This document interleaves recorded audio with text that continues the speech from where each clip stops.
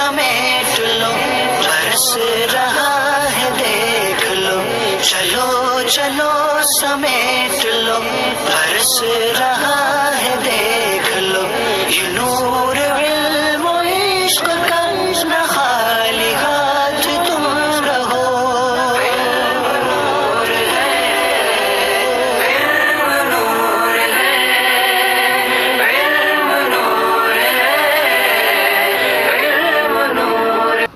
بسم اللہ الرحمن الرحیم الصلاۃ والسلام علیک یا رسول اللہ الصلاۃ والسلام علیک یا نبی اللہ وعلی آلک و اصحابک یا نور اللہ صلی اللہ تعالی علیہ وسلم۔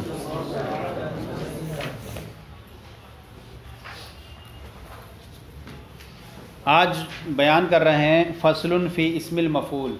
آج کی جو فصل ہے وہ اسم مفعول کے تعلق سے ہے۔ اسم مفعول کیسے بنایا جاتا ہے، کیا طریقہ کار ہے اس کا، اور اس کا استعمال کیسے ہوتا ہے، ثلاثی مجرد سے کس طرح سے بنایا جاتا ہے، ثلاثی مزید سے کیا ہوتا ہے، وہ ساری صورتیں اس کے اندر بیان کریں گے۔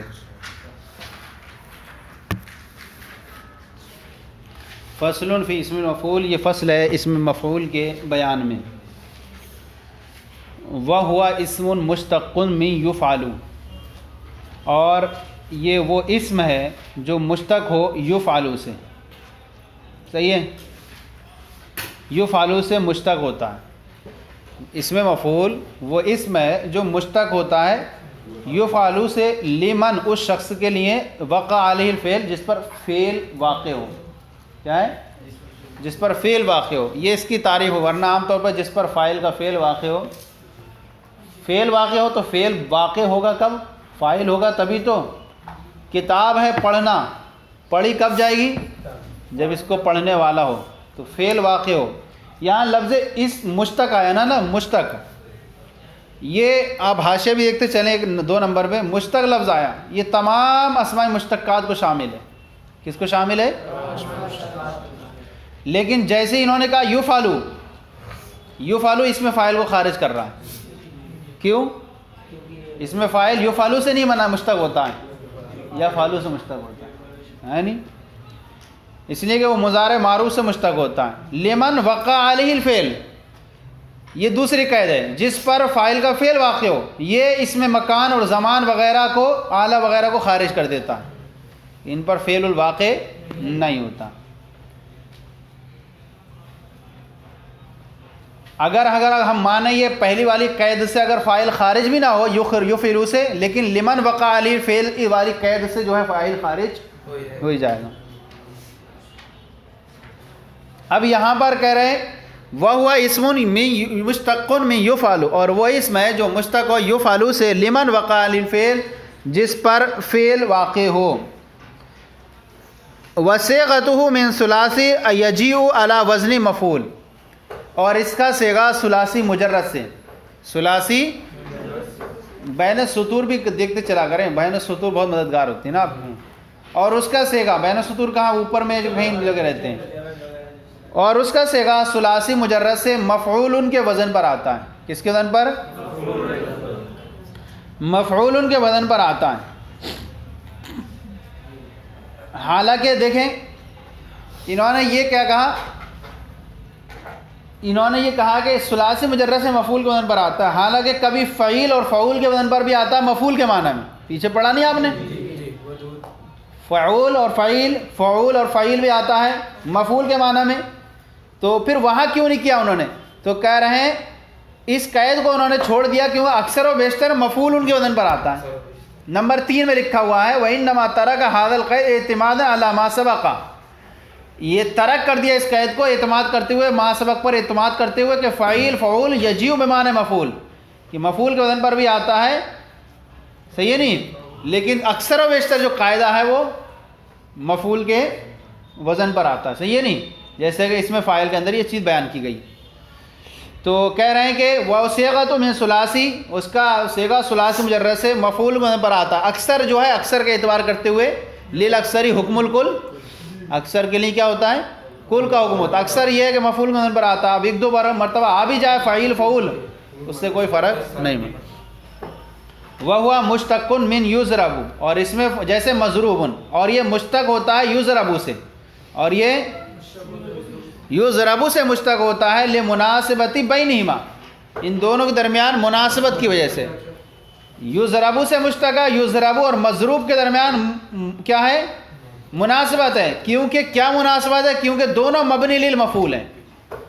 مبنی للفاعل ہوتا ہے ایک فعل معروف، اور مبنی للمفعول فعل مجہول ہے نہیں، دونوں مجہول گئے، دونوں مجہول ہیں، یضرب اور مضروب مجہول کے لیے استعمال ہوتے ہیں، مفعول کے لیے۔ تو اس اعتبار سے دونوں کے درمیان مناسبت ہے، اس لیے کہا کہ یہ دونوں یضرب سے مشتق ہے مفعول، اور مضروب مبنی للمفعول ہے، اور یضرب بھی مبنی للمفعول ہے۔ مبنی للفاعل کہتے ہیں فعل لازم فعل معروف یعنی، اور مبنی للمفعول فعل مجہول یعنی متعدی ہونا۔ تو اور یہ مشتق ہے یضرب سے، ان دونوں درمیان مناسبت کی وجہ سے۔ حاشیہ میں دیا بین مضروب و یضرب لأن کل منہما مبنی للمفعول، کیونکہ دونوں کیا ہیں؟ اب فرماتے ہیں فإن قیل لما ادخل المیم مقام الزائد، فرماتے ہیں میم کو زوائد کی جگہ میں داخل کیوں نہیں کیا؟ اچھا میم کو کیوں داخل کیا؟ کیوں؟ کیا تھا؟ یا یضرب سے بنایا تو یا کو ہٹاتے، اور حروف علت یہ زائد ہے نا علامت مضارع، ان کی جگہ میں میم کو داخل کیوں کیا؟ پہلے ہونا چاہیے تھا کہ حروف علت کو داخل کر دیتے، اصل تو یہ ہے کہ حروف علت ہی داخل کی جائیں۔ کیا کرتے؟ مضروب نہیں بنا کر وز واو بڑھا دیتے، کہہ رہے واو کلام عرب میں شروع کلمے میں داخل نہیں ہوتا ہے۔ پھر کہہ رہے ہیں کہ اگر یا کو ہی رکھ دیتے اور لا کر کے تو کہہ رہے تھے اجتماع یا نہ آ جاتا، کیا ہوتا؟ اگر ایک یا اور لاتے میم کی جگہ میں تو کیا ہو جاتا؟ اگر اس کو حذف نہیں کرتے تو اجتماع یا ہو جاتا، اور اگر حذف کر دیتے مضارع سے التباس لازم آتا۔ صحیح ہے نہیں؟ تو واو کو بھی زیادہ نہیں کیا اول کلمے میں، کیوں؟ کلام عرب میں شروع میں واو نہیں آتا ہے۔ تو فَإِنْ قِيلَ لِمَا أُدْخِلَ الْمِيمُ مقام الزائد، تو فرما اگر کہا جائے کہ زائد و زوائد کی جگہ میں میم کو کیوں داخل کیا گیا؟ قُلْنَا ہم کہیں گے لِتَعَذُّرِ حروف العلت، حروف علت کے متعذر ہونے کی وجہ سے۔ حروف علت کو لانا دشوار ہو گیا یہاں پر، کیونکہ التباس لازم آ رہا تھا، کہیں اجتماع یا لازم آ رہا تھا، اور کہیں شروع کلمے میں ہونا لازم آ رہا تھا، تو اس وجہ سے یہاں پر اس کو لایا گیا۔ اب فرماتے ہیں فسارا مضربن، کیا ہو گیا؟ اب مضربن ہو گیا، اب مضربن ہو گیا، تو اب یہ مضربن تو اس میں فاعل، اس میں کون ہے؟ باب افعال کا بھی ہے، باب افعال کا بھی مفعول ہے۔ مضربن اکرما یکرم سے مکرمن ہے نہیں، تو کہہ رہے ہیں فسارا مضربن، تو مضربن ہو گیا میم کے ضمے اور را کے فتح کے ساتھ۔ ثم فتح المیم، پھر میم کو فتح دے دیا گیا۔ سمجھ میں آ رہا ہے؟ لکھنا پڑے گا۔ ثم فتح المیم، پھر میم کو فتح دے دیا گیا، حتی لا یلتبس بمفعول افعال، تاکہ افعال کے مفعول سے، کیونکہ مضربن پڑھتے تو کیا ہوتا؟ باب افعال کا بھی مفعول ایسی، تاکہ باب افعال کے مفعول سے التباس لازم نہ آئے۔ فسارا مضربن، تو کیا ہو گیا؟ میم کے فتح کے ساتھ را کے ساتھ کسرات۔ تو اب کہہ رہے ہیں، اور کسرہ بھی نہیں دیا، کسرہ دیتے مضرب تو اس میں اعلیٰ سے التباس لازم آتا، اب فتح دے دیا گیا مضربن، تو اب مضربن ہو گیا، تو کہا ثم ضم الراء، اب را کو ضمہ دے دیا گیا، حتی لا یلتبس بالموضع، تاکہ اس میں ظرف سے التباس،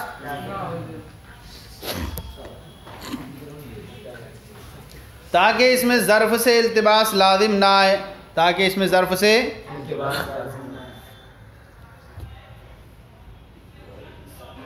اس میں ظرف کیسے ہوتا ہے؟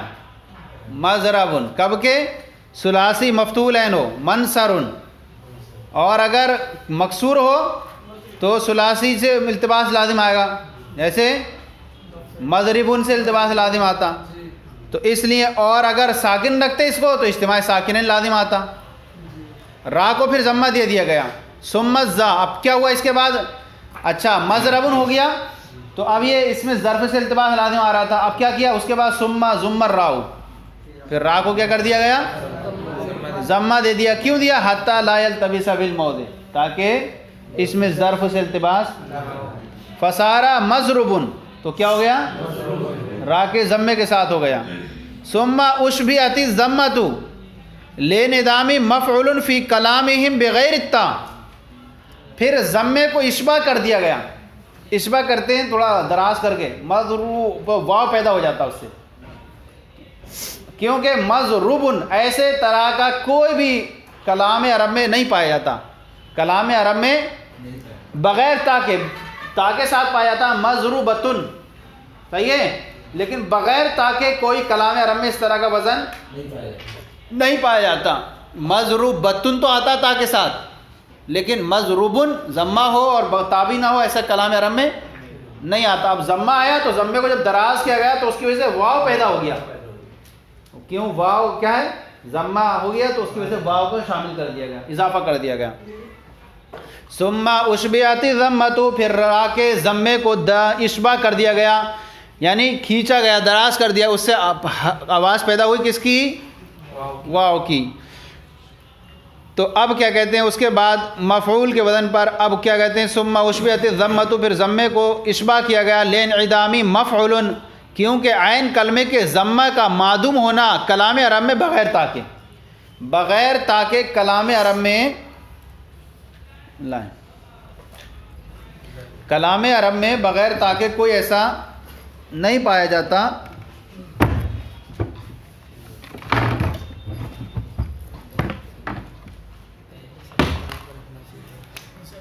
کلام عرب میں اس طرح تو ہوتا ہے، ایسے تو ہوتا ہے، لیکن یہ اس طرح ہٹا کے نہیں ہوتا ہے نہیں.